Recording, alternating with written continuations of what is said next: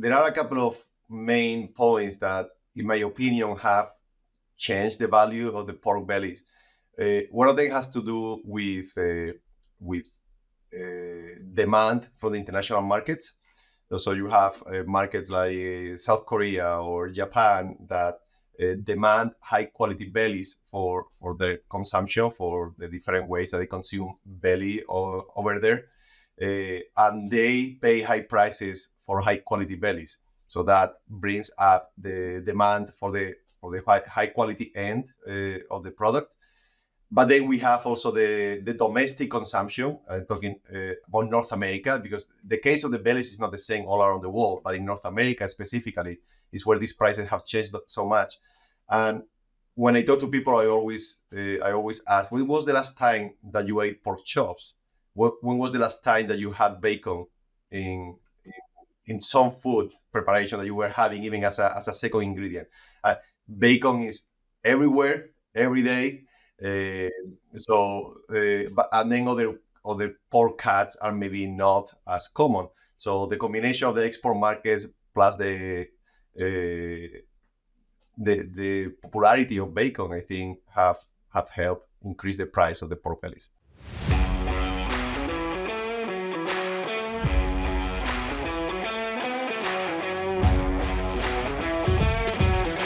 Well, hello everyone. Welcome to Swine It Canada. My name is John Patience, and I'll be the host for today's podcast. And I'm really happy to have with us a special guest today, Dr. Manuel Juarez, who's with Agriculture and Agri-Food Canada in Lacombe, Alberta. So, hello, Manuel. How are you today? Good. Thank you. Thank you very much. Very good. And Manuel, I wonder if you could give us a bit of a background on how you've had quite a storied career already, as I was looking at your bio, and a lot of very diverse experiences, both geographically and functionally. Maybe you can tell us a little bit about your background, how you got to be where you are today at Lacombe, and what your role at Lacombe is. Yeah, of course. Yeah, I'm originally from Spain, and I got my degree in veterinary science. That's what I wanted to do since I can remember. I worked as a veterinarian for a while, but not in Spain. Actually, my first job was in Finland. And then from there, I came back to Spain to do what they call a European PhD. So I spent some time in Italy, in Ireland, of course, in several universities in Spain. Once I graduated from there, I worked for a company developing meat quality labels, because during that PhD, I passed from the genetics and animal production world to more carcass and meat quality. And during that time, I also applied for some postdoctoral positions, and I came to Canada in 2009. It was supposed to be just for a year. Then it became 2. Then there was a permanent position here in Lacombe as a livestock phenomics scientist. It was a new position that they were creating in this livestock phenomics field that was starting at the time. I applied, I got the position at that was more than 10 years ago. So here we are now. Great. Well, that's quite a career path, Manuel. Working with nature and not against it, piglets fed AX3 see significant and improved feed efficiency. Producers know the reality of needing to reduce antibiotic and zinc use. AX3 Digest is a highly digestible novel protein that promotes improved in-barn performance, piglet health, and minimizes the need for zinc in the diet. For more information, visit www.protecta.com. That's www.protecta.com. And before we go any further, I think some of us get a little confused with the omics, right? And because there's a number of new terminologies being used, can you help us to understand what is meant by the term phenomics? Yeah, it's the study of the phenotypes at large scale.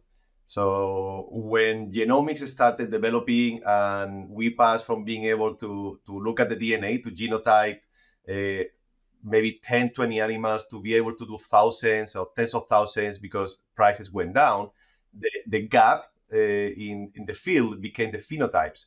It was great that you had genotypes from 2,000 animals, but you didn't have detailed phenotypes, high quality phenotypes from those animals, you could do nothing with the genome, right?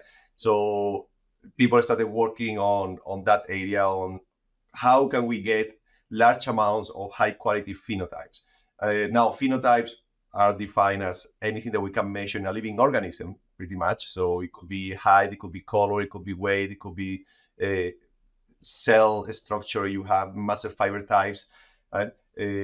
So one of the first things that we had to do is define which phenotypes we want to focus on, then how are we going to measure them, how we're going to collect them, store, combine with genomics. So that's in a nutshell, the definition of phenomics. Phenomics. Thanks very much. I'm still learning lots of my personal dictionary has had to be expanded just about every year, I think, that I've been working in science. So thanks for that, Manuel.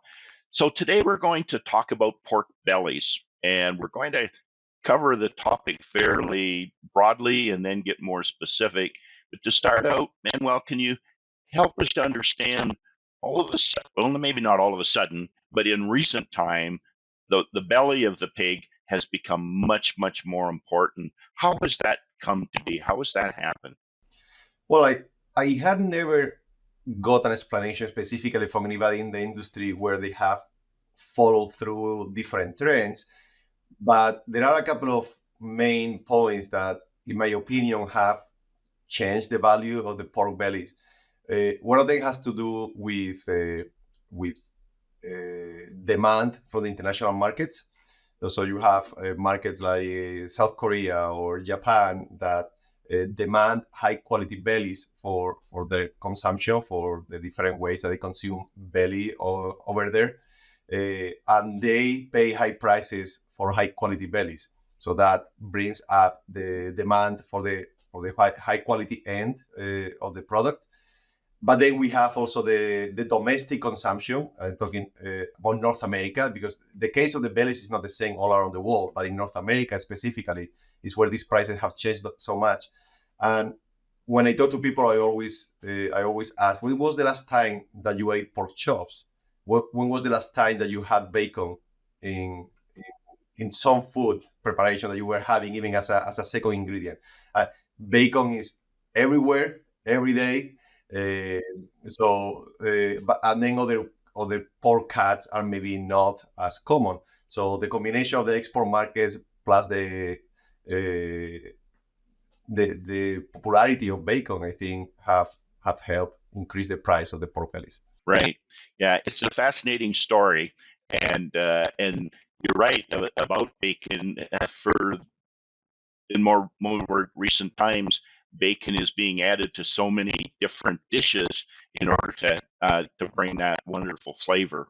I know personally, when we do just something as simple as hamburgers at home and we grill them, I have to throw a couple of strips of bacon onto the grill to put on my hamburger. I never used to do that, but I hate having a hamburger now without a slice of bacon on there. So, yeah, your point is well taken.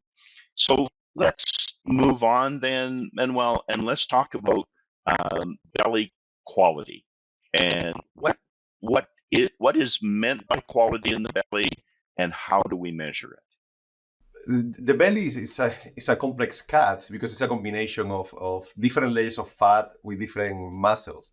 It's not like the pork loin that is a single muscle. So that creates quite a bit of complexity. Now, when we talk about quality, there is some basic traits like length, width, thickness. All that is necessary, but it can be modified sometimes by trimming the belly, by doing different things.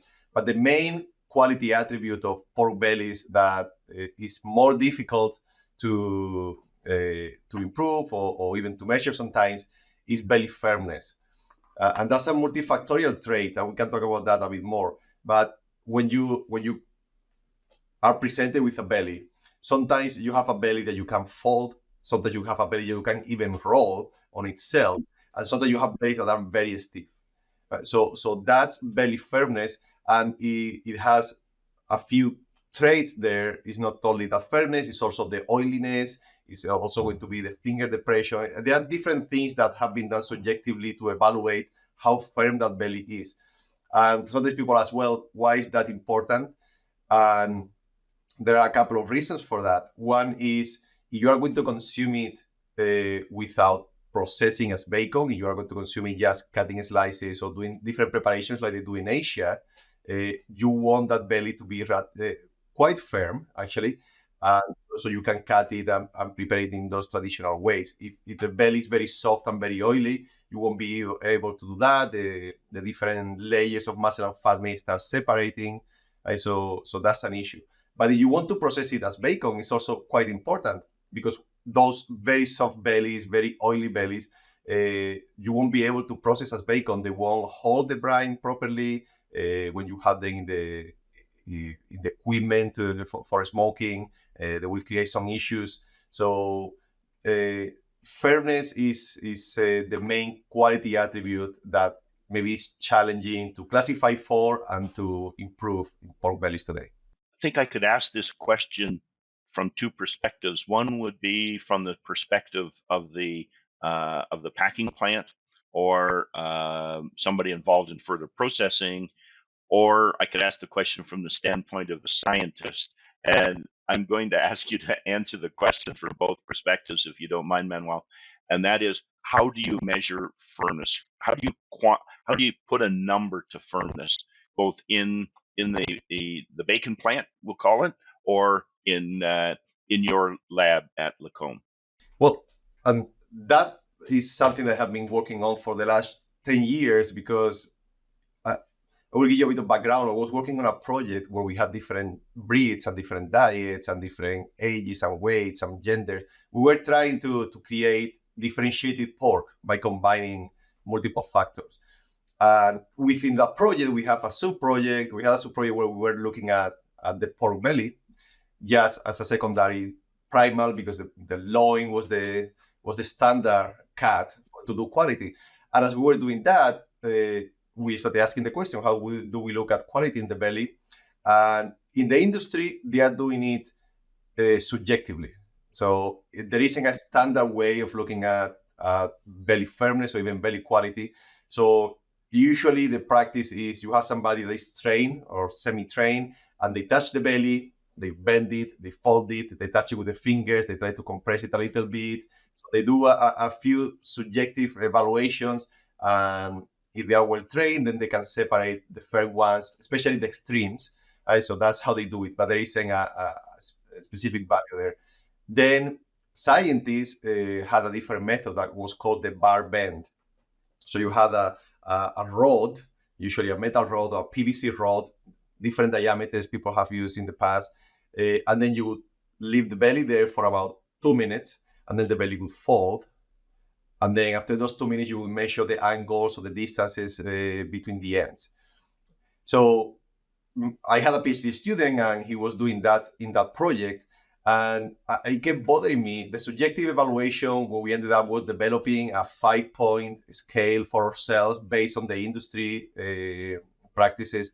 But with the bar bend, it bothered me because, I used to love physics in high school, and I was thinking about different things. I was thinking, well, depending on how long or how short you cut that belly, that's going to affect how much it bends. So it may be as firm, but you cut a chunk less, and then it will fall differently. Also, the diameter of the rod, the temperature in the room. So many things could impact the final value in that bar bend.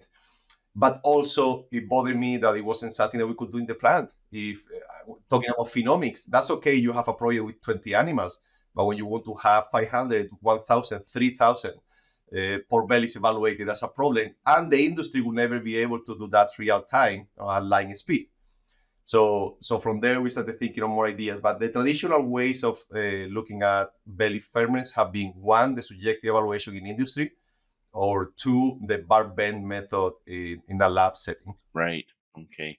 Do you see any, as you've looked at this, and I've wondered the same questions that you've had as I was doing work in a packing plant and measuring belly firmness, and it just struck me, like you said, temperature could have an impact because it affects the softness or the firmness of the fat, for example, and the muscle. And the length, and your point, if you've got more length, then you've got more weight there that can cause the bend to be greater. So have you got any more objective methods that you're working on or evaluating or are prepared to talk about yet, or maybe they're still not quite ready to go public with yet?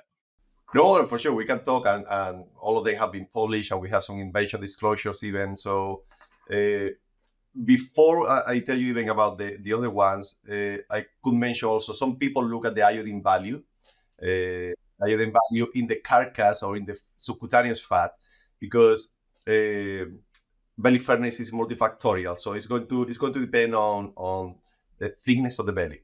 It's going to depend, and that's something that we started studying a lot in that project I told you 10 years ago. We tried to break down all these different parameters. Also the lean to fat ratio. So you look at how much fat pork bellies used to have 60 years ago, used to be 60-70% fat and 30-40% lean. With the selection for lean carcasses, we ended up in the other side. We had 30% fat sometimes, and when you have less fat, the bellies are going to be less firm. And then you also have the firmness of that lean, of that muscle. Or you have any PSC issue, you have anything where the firmness of the lean gets compromised, then the firmness of the whole belly will as well. And then, of course, the fat composition. So many people look at the iodine value thinking that that would be the magic bullet. But really, when you look at the rest of the traits, and we did some studies and we compared to other authors, the iodine value can be around 30-40% of the variation in belly firmness. Once that you standardize everything, it becomes more important, right? You standardize thickness and you standardize lean to fat ratio, but there is more variability in those traits. So it tends to be just 30%. But in terms of the iodine value, it's still important. It also matters for other things in the carcass. So we work on that right now. We have developed a calibration with a handheld NIR device from a Canadian company called Telespec. And it's a handheld device that you can connect to a cell phone or a tablet via Bluetooth, and immediately you put it on the belly or in any fat area in the carcass, click a button, and in your cell phone or in a tablet, you have the iodine value. The accuracy is great. It's between 0.8, 0.9 for R squared. What is not perfect, but it's more than enough to classify in a plant setting for extremes. So that's something that we have been working on. But the main area where we focused was on developing that bar bend into an automated system. So the first thing that we did was Bethany Utaro, Dr. Utaro, she's retiring soon, but she worked on bellies for many years, first at the University of Guelph and then here at Lacombe. So she had been toying with the idea of doing something different. So instead of having the bar, she would set the belly on an inclined surface at 70 degrees and let it fall by gravity, just one end, always the same length. I hadn't even seen that at the time, but I started thinking of something similar. I started thinking of conveyor belts. I started thinking, well, what if we incline a conveyor belt? We started working at a conveyor belt at 30 degrees. First, we had a first prototype, and then we designed a portable one made out of metal. So we started standardizing different measures. For example, we say, well, distance, the length is an issue. So we are going to see maybe the first 24 centimeters. We started looking at different lengths. So we realized that maybe 24 centimeters of the belly were enough. So when the belly passed 24 centimeters, how we bend. Then we wanted to see, we said 2 minutes is too long. Let's start bringing it down. We realized very fast that you don't need to wait at all. As soon as the belly passes, the bending that you see at 0 seconds, as it goes down, will be equivalent to the bending after 2 minutes. So the ones that bend more at the beginning will continue bending. The ones that stay stiff will stay stiff. They may come down a little bit, but proportionally it works. So real-time measures started being a possibility. So we kept working on that prototype. So now we have published this prototype. We have an invention disclosure that is public. So that's a metal machine that you can set at 30, 15, or 0 degrees, and then just by gravity, the bellies, as they pass. And we can do this with long bellies, with short bellies. We can do it with the ribs and the skin, or without the ribs. We prefer to do it the skin on and ribs on, because that's the raw belly, and then you can decide processing it in different ways. So that works quite well. Still, it's a manual method. You have somebody moving the instrument. Now we have been able to attach a new piece. So as the belly comes down, it moves a little metal piece that will come down, and then it indicates the degrees of bending. And then as soon as the belly passes, it leaves that metal piece out, and then it will stay, and it will tell you this one bent this many degrees compared to the previous one. And then we went one step further. We thought, okay, how could the industry use this? And it ended up being a very simple concept. So if we know now that by gravity they will separate very well, just imagine how simple it would be if you have a conveyor belt that is separated a few centimeters from the next conveyor belt. So as the belly passes, if it's a very stiff belly, there will be no problem. But if it's a soft belly, it will fall in the gap. Now you want to go further, you can incline this first conveyor, or you could incline the second. You could have multiple conveyors. So right now our system, the one that we have here for testing, we have two conveyors. One is I think it's a 12 degrees. We ended up playing with different. You can play with different angles, different speeds. So it's separated from another conveyor, and then there's a third conveyor a bit higher. So as the belly passes the first conveyor, if it's very soft, it falls into a bucket. So that's a very low quality one. If it's an intermediate, medium quality belly, it will be picked up by the first receiving conveyor, let's say, right? But if it's a high quality one, it will be so stiff that it will be picked up by the top. But the configurations are multiple. You could just have a series of conveyors separated different distances and at 0 degrees, and they will be different bellies will be falling at different gaps. Or you could have a stage where you separate the very soft and then the next one, the very firm. So it's a very we have published the concept and the results from our own testing. Temperature is very important, so you have to maintain temperature. It's very interesting. If the bellies are very, very cold, separation is less obvious. You start having bellies that look similar, but you go too high, then everything starts being soft. But anyway, so that's a method for a possibility for automation in the plant. We have the one that is the manual conveyor that is great for research because it tells you the actual degrees. So we're using that for genetic selection, for example. And then we have the iodine value that tells you more maybe about the diet, but it still has an influence on the belly firmness. Right. Yeah. That's fascinating, and being able to automate that, of course, would be the ultimate objective, right? And so plants could differentiate the product on the fly, so to speak. Yeah, the idea for us also when I started working with conveyors was because when you go to plants, I mean, the bellies are passing through conveyors as of today. That's how they move them from one place to another. And so we could do something with equipment that they already have.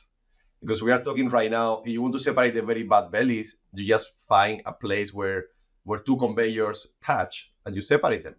And then the very bad bellies will go down. And so it's as simple. And you could do that a couple of times, and now you have 2, 3, 4 classes of quality. So it's automation, but we don't need robotics. At the beginning, we started thinking, well, we have an angle, we have a laser, something, but simple solutions are cheaper and are maybe more of a possibility for the commercial plants, large and small. Yeah. The maintenance people in packing plants already have enough work to do that we don't need to give them more. Right on. Very good.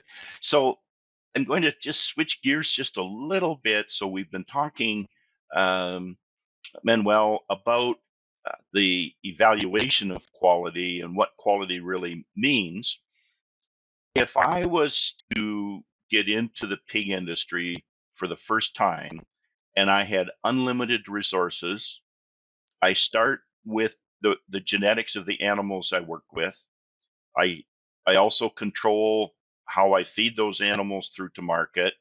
And then I have my own processing plant for processing the pigs and my own bacon plant for taking the bellies and specializing in the production of bacon and other belly products. What are the factors that you think are the most important that I would want to control if I wanted to achieve the highest proportion of bellies reaching the premium market. So I can control everything, right? Yeah. In a way, the answer is simple and complex because it's similar to anything else that we do with pigs. It's a combination of genetics and diet mainly. Uh, so right now, the challenge on the genetic side is that those traits that produce high quality bellies go against the selection that we have done for lean carcasses and low in quality in a way. So we have been selecting for many years for carcasses that are very low in subcutaneous fat. Well, subcutaneous fat is the fat on the belly. It's the same tissue, just from the back to the ventral area. So if we try to select for better bellies, we are going to have a negative correlation with the traits that we want to select for the loins. At the same time, we are also going to modify other primers. For example, the ham. In North America, we want hams that have low back fat, while in Europe, especially they're doing dry cure hams, they want to have more of that fat thickness on top. So with genetic selection, you can try to do a little bit of change on the belly, but this is hard because, as I say, you are going to be impacting other primals. So something that we're working with some genetic companies is actually trying to create lines for good bellies and good hams, like more fatty animals that still maintain a certain degree of efficiency on the loin and the whole carcass, but that can bring up some of those parameters in the belly, and usually also in the ham because it's going to come together. So genetic selection is important. We can try to look at the fat to lean ratio in many different ways. It cannot be just subcutaneous fat, but that's a possibility. Then the diet.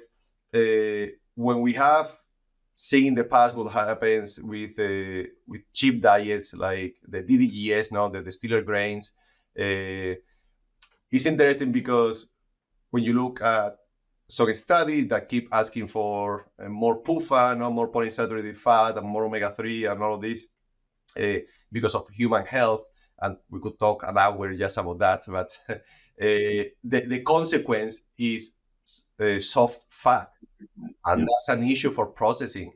So with the diet, we know pigs are monogastric, so it would be relatively easy to increase the saturation of fat and make it more firm. And we have done that here, and it's quite easy. You can do it in a few weeks, changing the diet. You can do it through the whole life of the animal. You can work on the diet in other ways also for the fat, but even for the lean firmness. So on the live animal, those are all the components that we can look at. Once that you get to the plant, it's hard to modify belly firmness. If you chill the belly, well, then it's going to be more firm because it's cold, but that doesn't change the actual composition. What you can do, or what the plants do, is actual the classification, and that's what have been working for many years because the classification is important. We're talking about how the soft bellies are not good for bacon or for maybe the Japanese market, but the soft bellies can be used for other things. In Italy, the soft bellies are preferred for pancetta, or you can have these roll belly cuts that people use and cook as a whole for some of the different markets. So it's not that the soft bellies are terrible. It's just that the premium markets are demanding the firm ones. So there's a market for everything. And if you are a smart plant manager, what you do is you discriminate, you separate these different qualities, and you send them to whoever is paying you the most for the differentiated product. Because if you send the soft belly to Japan, you will have a discount. But you sell it to somebody making pancetta, they may even pay you a premium. So the plant can find different uses for the different qualities. Very good. Very good. That's interesting. I'd like to go back, if you don't mind, because I'm a nutritionist and I wanted to just pursue your perspective on how, as you made the comment about feeding, changing the diet prior to market. So based on your reading, based on your own experiences there at Lacombe, how long prior to marketing do we need to change the diet of the pig in order to firm up the belly? Well, the interesting thing is most of our studies went the opposite direction. Most of our studies were how long do we need to feed the diet to increase omega-3 or to increase PUFA. Right. Yes. Yeah. But still, after that, we did the opposite. We have seen that when we are trying, for example, to increase the omega-3 on the back fat around the loin, 3-4 weeks were sufficient. Well, at the beginning, I thought it was too short, but no, we can see it. And I think it's because we don't have that much fat to start with. It's not a big layer. So with a few weeks, in terms of proportionally percentages, that may be enough. With the belly fat is similar, but at the same time, we had to think that there are multiple fat layers, and some of them have quite a bit of thickness, so it may be different. If you have been feeding the animal a very high PUFA diet for their whole life, 3-4 weeks may not be enough to stiffen it, but it would help. I think if we have maintained what we can call a commercial diet, and we have seen that in some of our studies, we maintain the commercial diet, and then for the last 3-4 weeks, we change the diet to either make it more stiff or more polyunsaturated or softer. That seemed to be enough. And I think it could be even shorter, a little bit, maybe 2-3 weeks would be enough to make a change. If you want to go to extremes, you may want to do something longer. But I say that range, 3-4 weeks, just the last month before slaughter, may be enough. Great. Okay. Well, our time is moving on, Manuel. This has been really interesting. Do you have any final thoughts or summary comments that you'd like to share with our listeners? Well, I just want to mention that there are now, in the last few years, I have seen more groups internationally actually working on pork belly quality. Some of them are using image analysis. Some of them are using other technologies like from NIR to Raman to different things. So I'm glad to see all these different approaches. And I encourage anyone who has any idea, if they want to collaborate with us, if they want to have everything that I have mentioned today is published, can be used by anyone. So there's nothing confidential here. We can send you the blueprints of the conveyor machines, and you build your own. I'm taking one to Japan in 3 weeks. I'm leaving it there for them to do some research. So yeah, we are open to discuss any of these findings and developments. Great. Well, thanks so much, Manuel. It's time for our famous 3. We'll finish up as we always do with the 3 questions that we ask of all of our guests. And the first question, Manuel, is there a book or resource that you have found particularly useful in your field in meat science? Yeah, for sure. I mean, working on meat science, the main book, the main reference when you start looking into any attributes is Laurie's Meat Science. That's the book. It has multiple chapters. They go from the live animal to sensory evaluation to consumers. So you have everything there. There are some specialist books and maybe some new versions of something similar. But yeah, I would recommend that to anybody getting into the field. Great. And now then, similar question, but now outside of meat science, just a book that you have read. It might be for personal development. It might just be for entertainment or relaxation. Is there a book that you would like to recommend to our listeners? I love reading historical novels where you follow somebody through their whole life, maybe 1,000, 2,000 years ago in different locations. And that has helped me also just look at my career path. It's been a bit like those guys that started one place and they ended up in a different place that they never expected. So my mom's favorite book, she recommended it to me when I was a teenager, and I still love it. It's called The Egyptian by Mika Valtari, a Finnish author, or Sinuhe, the Egyptian. And it's the first book maybe I read of that type, and it's great, and it shows you that life changes for good and for bad, right? So just keep going and try. Yes, some authors just have that skill, don't they?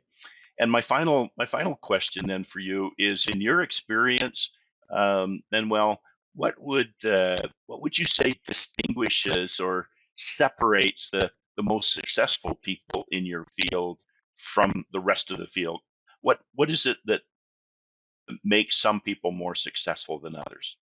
in my opinion, my experience, the people I have met, and the experiences I had is people who keep learning, who don't settle and just do things because that's the way that it used to be done. That's the way that they first learn. They keep learning. That doesn't mean reinventing the wheel all the time. Sometimes you keep learning and you realize that what you're doing is great. You keep going. But you keep learning, you keep talking to others, you are open-minded, and then you find sometimes that little change that otherwise you wouldn't have noticed, and then you improve, and that means you improve your career, or you improve your company, or you improve your product. So keep learning, and keep an open mind. We Nobody knows everything, and that's great. Very good. Well, thank you very much.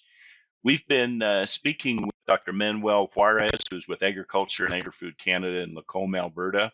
We've been talking about pork bellies and how you measure quality and how you achieve quality, and what do we call quality when it comes to pork bellies. And obviously not a simple topic, because it depends on where you are in the world what is called high quality. But Manuel, this has been just very, very interesting. I've really enjoyed it.